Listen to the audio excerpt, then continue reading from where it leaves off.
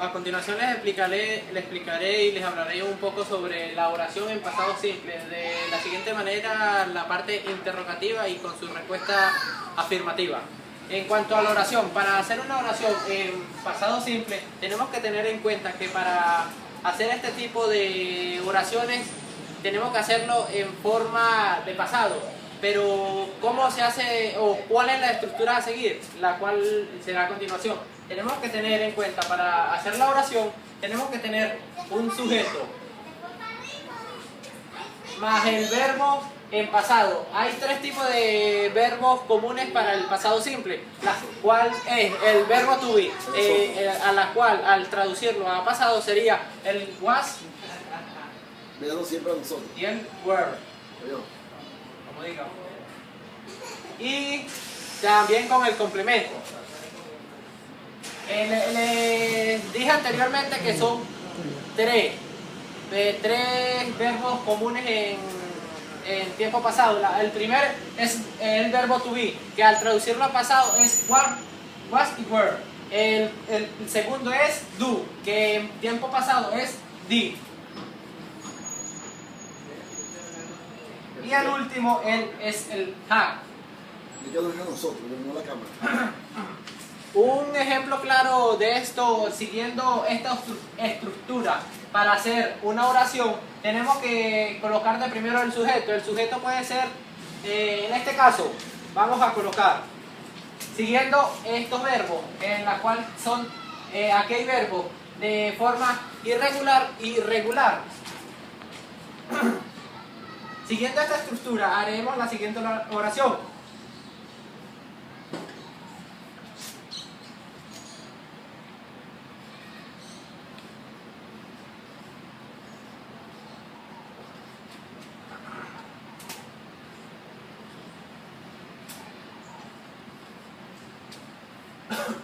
Aquí tenemos una oración en pasado simple. Tenemos el sujeto que es I, el verbo en tiempo pasado que es learn, que es es un verbo de forma irregular, regular. Y tenemos el complemento.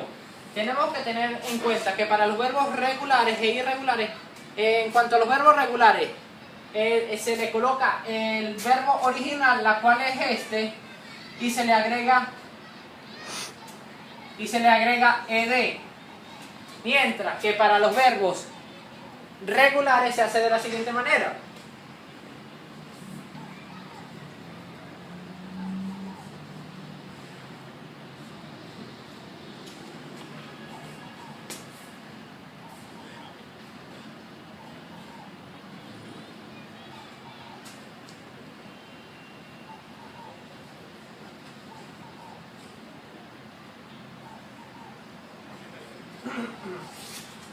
Tenemos aquí una oración con un verbo regular. Tenemos el sujeto, tenemos el verbo y tenemos el complemento. Pero este es el verbo original. Al hacerle una regla de la cual me dice el pasado simple, tenemos que tener en cuenta que una de las 5 reglas me dice que si el verbo termina en i y antes de él hay una vocal, le agregamos solamente ed,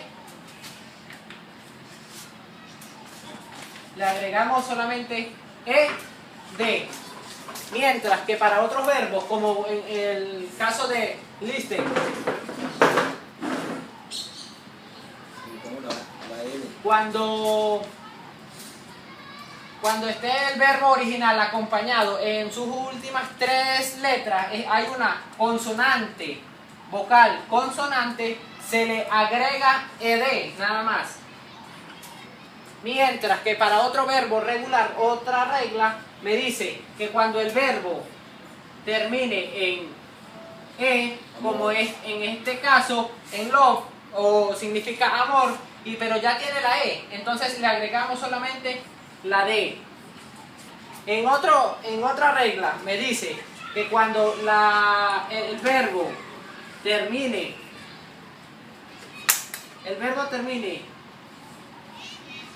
en i, pero esté una letra anterior a su última letra, la cual es la i, esté acompañada por una consonante, se le va a eliminar esta I o esta Y y se la coloca una I normal acompañada por ED.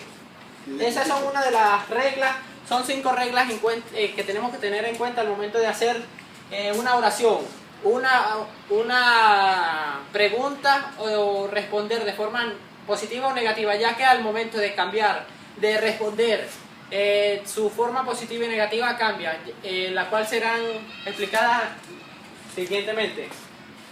Córtale ahí.